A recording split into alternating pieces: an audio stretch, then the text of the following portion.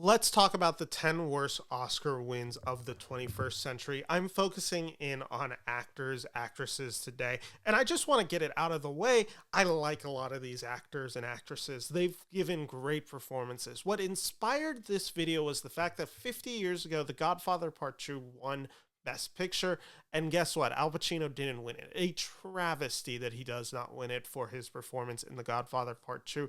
But that inspired me being a little bit younger. I wanted to focus specifically on the 21st century, films that I saw, films that I have talked about, films that I followed these campaigns and watched the Oscar ceremony. So I feel more comfortable speaking on them and all the performances nominated this year. Coming in at number 10, and it should be no surprise, this is Emilia Perez. This is Zoe Saldana. And I should just note, one of the ways that I'm doing this video is I need to be able to give a clear number one. If I am saying that this person shouldn't have won, then I need to be able to say, because this person should have won. And in this case, for me, it's Ariana Grande. Honestly, you could have had a lot of the actresses in this category this year. I think Monica Barbero does good work in A Complete Unknown. I'm going to focus on Ariana Grande for Wicked. It's a performance that I far more like, and it's a performance that I think fits the tone of what that movie is trying to be. I will say, and it's the reason Zoe Saldana is so low on this list, I dislike Emilia Perez a lot more than a lot of the movies that are coming up. I do see the Zoe Saldana performance. I think it is brilliant at times. I think the El Ma sequence is one of those, but it's just not able to really deliver in a way that I found this performance to be incredibly satisfying. And I just think it's kind of a bummer that Zoe Saldana won an Oscar for Emilia Perez when she's put out so much good work. Which brings me to my number 9. Dallas Buyers Club, and this is kind of a double feature. I got Jared Leto right here, and I got Matthew McConaughey right here. I don't like this movie. I didn't like this movie upon release, and I was fairly young, so I gave it a chance like years later. Still don't like this movie. Jared Leto just feels like it's just a disaster performance. It's a nomination and a win that feels like an actor took a physical transformation and, they're playing gay, specifically Jared Leto is, like, and, they're cross-dressing, like, it was something that was so, I guess, like, not, actors respected it, is what I'm trying to say. I don't think this movie's good. I don't think it has a great grasp of the subject matters that it's talking about. I just find it, like, downright bad. Like, McConaughey is okay in this movie, but again, it's just a movie that I don't particularly care about. And Jared Leto's awful in this movie. I legitimately am disgusted that Jared Leto won an Oscar. I've never liked Jared Leto. He's been in very few movies where I'm like, he is a great performer in this movie. Dallas Buyers Club is not one of them. The clear winners for me this year, it should be The Wolf of Wall Street Bros. It should be Leonardo DiCaprio. It should be Jonah Hill. But there is a lot of other people that I would take over Jared Leto in Best Supporting Actor. Probably all 4 of the other nominees, if we're being honest. So I'm not going to spend anything. I don't have an issue with McConaughey, like, necessarily winning for this. Like, again, I don't think it's a great performance from him. I think it's also the issue, like, McConaughey gave better performances in 2013, and it also kind of feels like a carryover for True Detective. It feels like a carryover for even like a film like Mud. Like, he had been doing so much good work that when he finally got into a prestige film, he got the nomination, he got the win. And it's just like, Interstellar was 1 year away. Maybe we could have waited. Coming in, though, at number 8, this one has always been weird to me. This is Renée Zellweger in Judy. This came out in 2019. Best Actress winner. This is her second Oscar win. Here's the thing I find so weird about this.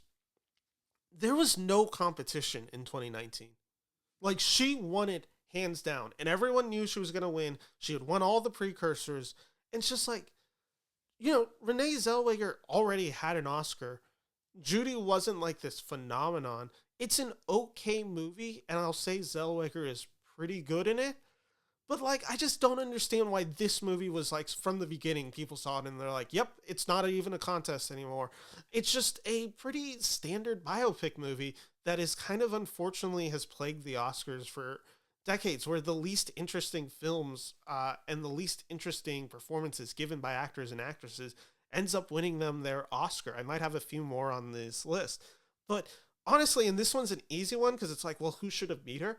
Scarlett Johansson in Marriage Story should have beat her. Like, this isn't even really a question. And again, There's a few other performances this year. I think Ronan's nominated for Little Women, but there's multiple other performances this year given by actresses that I just always preferred over it. Again, not a bad movie from Zellweger, just weird that they felt like the overwhelming need to give her a second for this film of all films. So that's why it's coming in at my number 8. Coming over in my number 7, this is also a little bit of recency bias. And when I mentioned how like I don't dislike a lot of those actors on this list, Kieran Culkin is the definition of this. I do like Kieran Culkin as an actor, and I get why people respond to what he does. The thing is, and I think I might be even sounding a little ungenerous because I don't want to be somebody who's just like, hey, he's playing the same character in every movie or every show. Like this is just his Succession performance. It's not, and he does elevate it. I just don't know if he elevates it again enough for it to just be a clean sweep for me. Like, again, it was another one where I'm like, he's really good in this. It's really effective.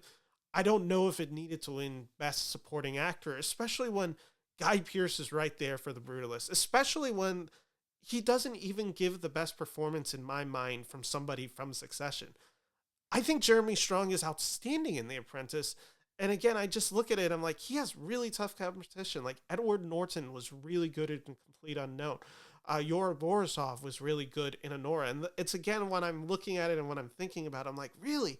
Kieran Culkin just swept this year. No questions asked. Like he was the ultimate performer. I've always thought that was a little weird. Jumping over to my number 6, I'm sure a lot of you were kind of like expecting this to eventually hit the list. We have Sean Penn in Milk. Honestly, I could have maybe put 2 Sean Penn performances. The 2 that he wins for, Mystic River and Milk, are 2 of my like least favorite Sean Penn performances. And I will actually say, when I first saw Milk, I thought Sean Penn was good in Milk. And I still think it's a pretty good performance. I don't think it's a great performance. I think it does have some of the issues, of a straight actor coming in to play gay and like, really going overboard with some of the mannerisms. I actually think Josh Brolin is like really good in this movie. And I also think, if I recall, I remember liking Franco in this movie as well. Again, I don't necessarily think Sean is bad in this movie. I think Sean's also like a very talented actor. But again, it kind of just comes down to like, I think about it and it's like, who would I have given this if I didn't give it to Sean Penn? Maybe he is my 2. But the thing is, Mickey Rourke was nominated for The Wrestler this year. And I almost like just don't fundamentally understand not giving it to Rourke for The Wrestler. Like, I am not an Aronofsky fan. I've been pretty public with that on this channel. But Rourke understands that formula. And I think The Wrestler is probably my favorite Darren Aronofsky film. And again, we all kind of know like why Rourke didn't win. He was somebody that was hard to deal with in Hollywood. If you're just judging it by the performance, it's almost undeniable. And I think of the final few minutes in The Wrestler, or even the scene where he's in like the grocery store in the kitchen, like those scenes to me where I'm just like, he's so powerful. And like I said, the final moments with him and Marissa Tomei as he goes in the ring one last time, like it's, every time I watch it, it gets me. Like, it's such a profoundly beautiful performance that I just think kind of easily amasses Sean Penn, who is my number 6, which let's jump into the top 5. Again, I have a feeling a lot of you guys are expecting some of these picks, but number 5, I have Rosamund Pike for Gone Girl. And I realized I actually just posted the wrong thing. I was supposed to grab a photo of Julianne Moore from Still Alice, who won the Oscar this year, and I was supposed to then say it should have gone to Rosamund Pike for Gone Girl. I messed that up. Julianne Moore is coming in at my number 5 for Still Alice. Again, a performance that I think is good, and also a performance that I think is fairly forgettable when I think Rosamund Pike is the reason Gone Girl works so well. How she understands David Fincher's tone, the chemistry that she has with Ben Affleck. I just think it's kind of an undeniable performance, and that's how I feel watching this movie, where Julianne Moore is good in this type of movie, but I don't know if it elevated beyond that. Again, not a necessarily bad one. It's just that the competition was so strong with Rosamund Pike. Again, this should be a picture of Julianne Moore because she ended up winning it, but I would say Rosamund Pike is the clear winner for me this year, which let's jump into my number 4. And I just want to say I really dislike the top 4. Like, I have a lot of thoughts about these top 4. So if you're liking this video, make sure to like and subscribe. Shameless plug as always. Number 4. We're going to like a bane of my existence. Like somebody who I've just always struggled with. And I think a lot of it stems from this performance. The theory of everything. This is Eddie Redmayne. This movie came out in 2014. He plays Stephen Hawking. Let's just say right now, there's going to be 2 Eddie Redmayne, related performances about to be back to back. So get ready. You probably can guess what that means. My number 3 is. This is like a bad performance. Like I can't get over this. Like this to me is just like a pretty incomprehensible performance. I don't think the movie's particularly good either. I don't think Felicity Jones is okay in this movie. Like, I don't know. I've never liked this movie. I saw it again in college because I had to watch it for a class on disability portrayals in media. And like, it's never worked for me. I find it's a little off-putting with what Redmayne's doing. I think he's just a little too over the top in this film. Like, a Stephen Hawking film should be really interesting. And I just don't think Redmayne is able to deliver at any point. And it's also the case of like, who did he go up against? Michael Keaton in Birdman. And again, this is kind of a crazy one because Birdman ends up winning director. It ends up winning picture that year. Like, the movie circulates around Michael Keaton. I don't understand how you're rewarding Birdman as much as you do without giving the central performance. The whole reason that movie works to the degree that it does is Michael Keaton, who I think is so transformationally powerful in that movie because he is playing in many ways the persona that we know him as. Not the person, but the persona, and what his superhero legacy of Batman means, what it's meant as a struggling actor post that, not being able to escape that fandom, like all of that, like reinventing himself in Broadway. I like Birdman more than other people do. I think it's a really good film. I think Keaton is undeniably great in this film, and I just, like I said, I never understood why he didn't win it. But let's jump over to the other Redmayne performances, which is kind of the thing of nightmares. Let's go, and I'm going to move my camera a little bit. Let's go to, this is Alicia Vikander wins her Best Supporting Actress for The Danish Girl. Eddie Redmayne is in this film. I don't even know what to say for this. Like, one, this movie's abysmal. This is from, I think it's Tom Hooper, if I'm correct.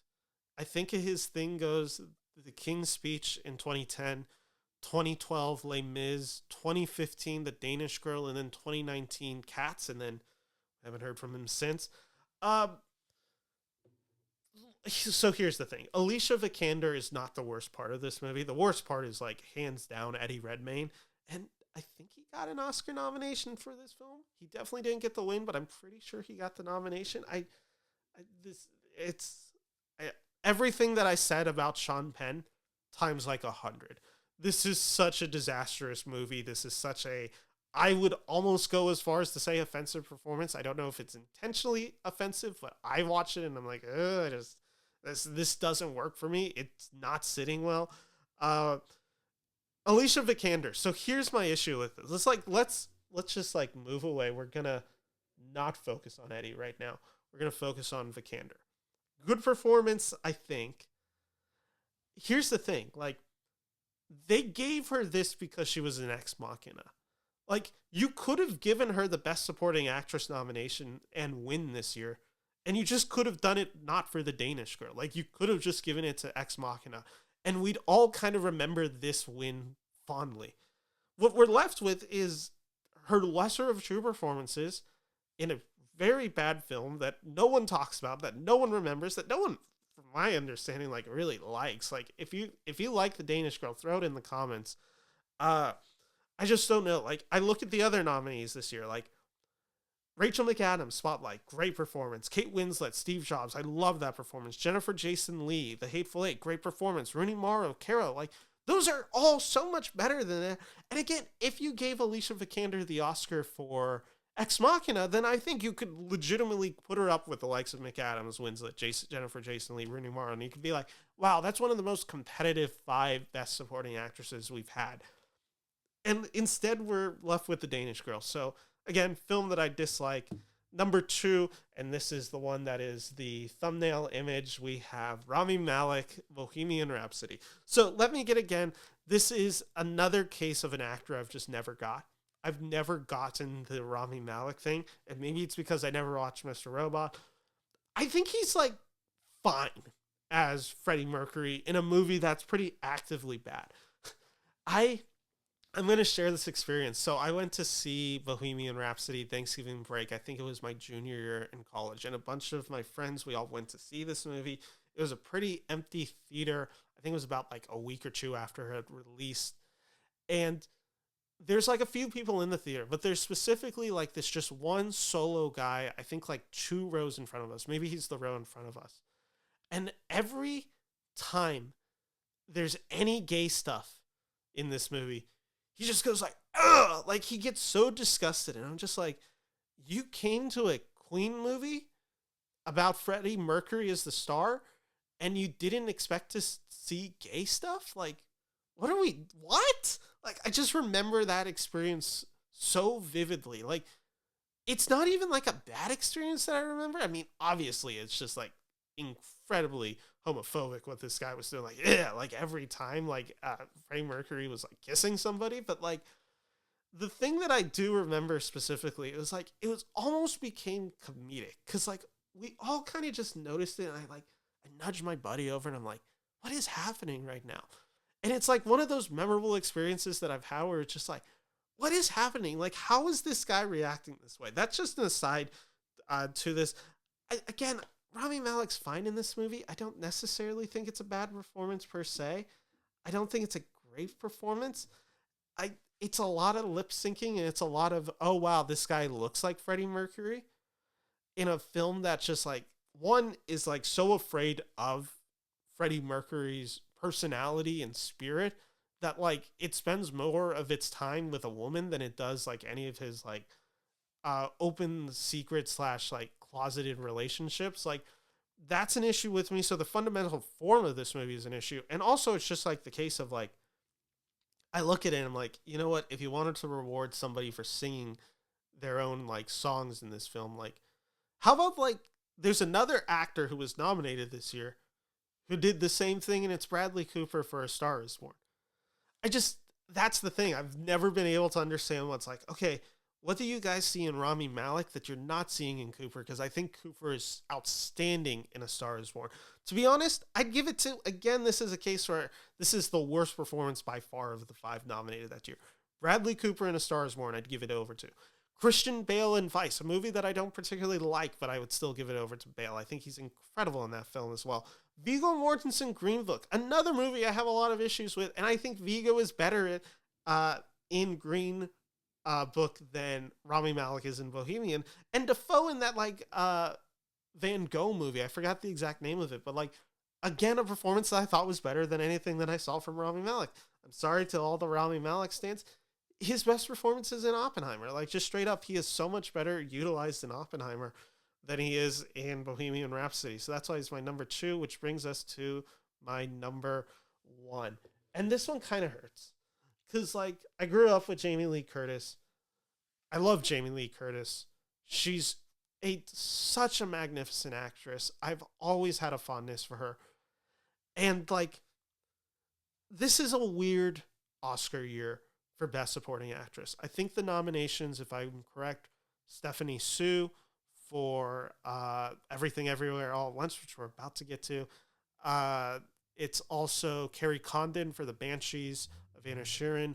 We also had, I am blanking on the actress's name for The Whale. I am blanking on her name. She's also in the menu that year. I cannot remember her name to save my life right now, but I can picture her so vividly. But anyway, so you had her from The Whale, and then you had Angela Bassett for Black Panther, Wakanda Forever, and then, of course, you had Jamie Lee Curtis. And it's going to bother me. I'm just going to Google The Whale real quick, because she's such a talented actress, and I don't want to forget her name. Hong Chow, that's it. Hong Chow for The Whale. Like, those were the 5 nominated this year. I like Jamie Lee Curtis so much. I don't even necessarily have an issue with her getting the nomination. Where I have the issue with it is, like, Stephanie Hsu, with, again, and we have to put this in the context that, like, Everything Everywhere All at Once swept this year. If Everything All at Once swept this year, why isn't Stephanie Hsu getting the Best Supporting Actress win? She's fundamental to that movie working. The emotion is largely hindered on her character. She is the villain of that movie for a good chunk of it. Like, she is the driving force of so much of it. The movie about families, and specifically about mother-daughters giving each other better lives and being too controlling and, like, having to find, like, space, but also, like, make sure that they're connecting, like, trauma through generation. That's all largely on Michelle Yeoh in many parts, but Stephanie Hsu is the other. Like, she is the other half of that movie. Everything that works so well about Michelle Yeoh's performance is due to Stephanie Hsu being there. Same thing with all the other actors in this movie. Again, I don't have an issue with Jamie Lee Curtis getting the nomination. I just think it's ridiculous that she is the Best Supporting Actress winner from Everything Everywhere All at Once. That's where I'm feeling on it. So those are my 10. As a reminder, that's Zoe Saldana, Emilia Perez, Jared Leto, and Matthew McConaughey for Dallas Buyers Club at number 9. Renée Zellweger for Judy, number 8. Number 7, Kieran Culkin for The Apprentice. Number 6, Sean Penn for Milk. Number 5, Julianne Moore for Still Alice. Number 4, Eddie Redmayne for The Theory of Everything. Number 3, Alicia Vikander for The Danish Girl. Number 2, Rami Malek for Bohemian Rhapsody. And number 1, Jamie Lee Curtis for Everything Everywhere All at Once. These are the worst actor/actress wins of the 21st century. Maybe I'll go back in the 20th. Maybe I'll do it for some other categories. I'm on vacation right now, so I wanted to get a video out pre-recorded for you guys. So thank you so much for watching this video, and I hope you subscribe for more. I'll be back in studio talking about a movie Sunday for, I believe I'm going to be reviewing Warfare, a film that I'm extremely excited for. So thank you so much for watching.